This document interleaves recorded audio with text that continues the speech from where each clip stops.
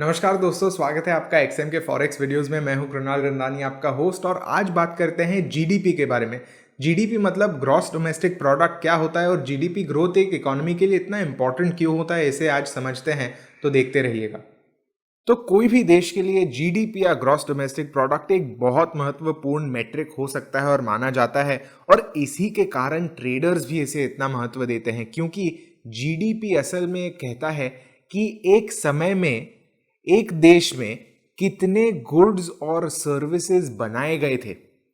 इसका मतलब क्या होता है, हमें पता चलता है कि इकोनॉमी की साइज कितनी है, हमें पता चलता है कि इकोनॉमी कितनी एक्टिव है, और हमें पता चलता है कि इकोनॉमी में कितनी चीज़ें चालू है।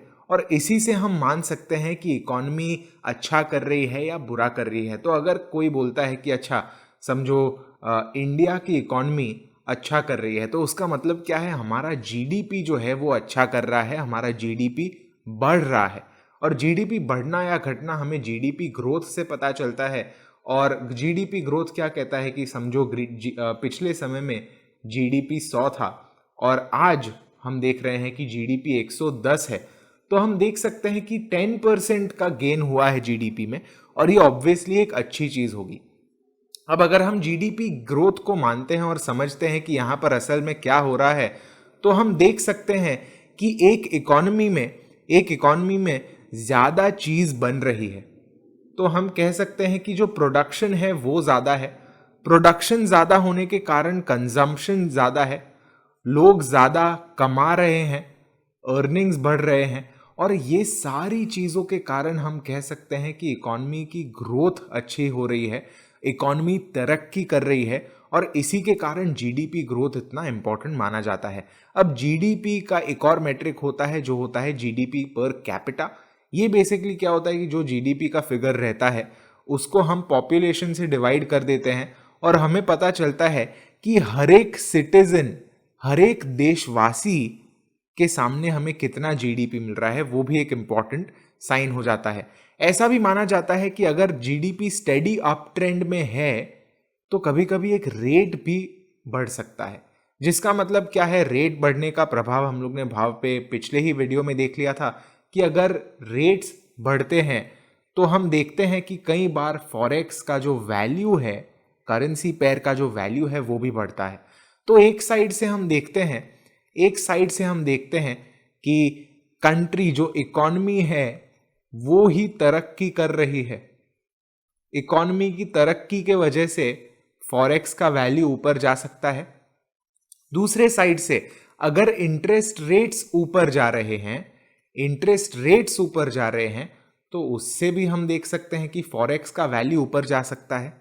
राइट। तो जीडीपी कुछ ऐसे काम करता है। अगर हम मानते हैं जीडीपी की महत्वपूर्णता का, तो हम एक एग्जाम्पल ले लेते हैं। बिल्कुल इंटरेस्ट रेट्स में जैसे हम लोग ने लिया था, वैसे ही हम एक काम करते हैं कि दो देशों का एग्जाम्पल ले लेते हैं, कंट्री ए और कंट्री बी।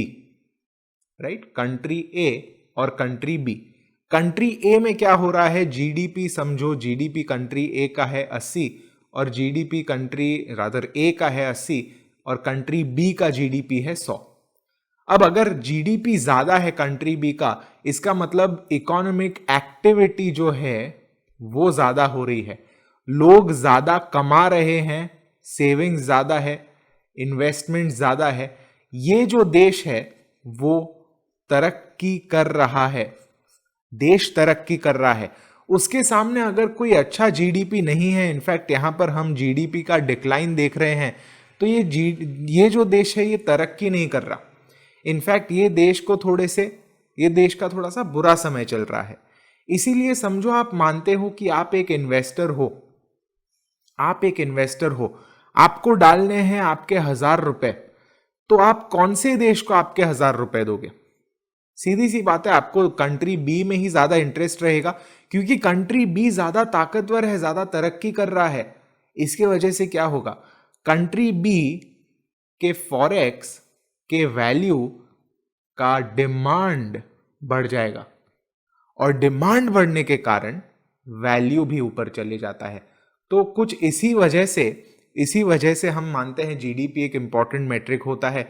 और हमें यह भी मानना है कि ठीक है, ये तो एक साइड की बात हो गई, दूसरा कंजम्पशन साइड का भी होता है। अगर हम मानते हैं कि ज़्यादा लोग चीज़ें बना रहे हैं, एक्टिविटी ज़्यादा है इकोनॉमी में, प्रोडक्शन ज़्यादा है, उसका मतलब क्या है? एम्प्लॉयमेंट जो रहता है वो भी ज़्यादा है। एम्प्लॉयमेंट के वजह से सैलरी ज़्यादा है लोगों की। इसका मतलब क्या? लोग के पास पैसा है। अगर लोगों के पास पैसा है, उसका मतलब ऑटोमेटिकली उस देश के लिए अच्छा है, क्योंकि लोग खर्चा कर सकते हैं, लोग अच्छे से जी सकते हैं, which is also an important factor जो इकोनॉमी को चलाता है। तो जीडीपी कुछ ऐसे काम करता है, और जीडीपी का जो ग्रोथ है वो बहुत क्लोजली मॉनिटर किया जाता है सारे देशों के लिए। अगर हम देखते हैं कि समझो उदाहरण के तौर पर समझो यूएस का हम लोग जीडीपी ग्रोथ देख रहे हैं, और यूएस का जीडीपी ग्रोथ स्ट्रांग रहा है, तो इसका मतलब क्या है कि अमेरिकी इकोनॉमी अच्छा कर रही है, और अमेरिकी इकोनॉमी के एक्सपेक्टेशंस पर बाकी सारे देशों की भी इकोनॉमी रह सकती है। अगर हम मानते हैं कि समझो जीडीपी वीक आ गया या जीडीपी डिक्लाइन कर रहा है, तो इससे हम समझ सकते हैं कि शायद जो इकोनॉमी है वो मंदी के माहौल में कर रही है, और ये जो मंदी है इकोनॉमी में, ये एक अच्छी बात नहीं होगी, और उसी से भी ज़्यादा अपेक्षाएं बनती है। तो कुछ वैसे काम करता है हमारा जीडीपी का इंडिकेटर। और हाँ, जैसे हम लोग ने एनएफपी के बारे में बात की थी, यहाँ पर भी अगर आपको समझो जीडीपी ट्रेड करना है, आपको बहुत सतर्क रहना पड़ेगा, और आपका रिस्क मैनेजमेंट बहुत अच्छे से ध्यान रखना होगा, क्योंकि जब भी ऐसे इंपॉर्टेंट महत्वपूर्ण इवेंट्स निकलते हैं तभी वॉलेटिलिटी बढ़ जाती है, और इसी के कारण आपका रिस्क मैनेजमेंट सिस्टम अच्छा रहना चाहिए। रिस्क मैनेजमेंट सिस्टम पे हमारे वेबिनार्स भी अगर आपको ज्वाइन करने हैं तो आप फ्री में ज्वाइन कर सकते हो हमारे वेबिनार्स को। और हाँ, ये था जीडीपी। तो मैं आशा करता हूँ आपको आज के वीडियो में अच्छी जानकारी मिली होगी। एक्सएम की यूट्यूब चैनल से सब्सक्राइब जरूर रहना। आज के लिए इतना ही था, मिलते हैं अगले वीडियो में। तब तक happy trading, happy analysis, and thank you very much for watching.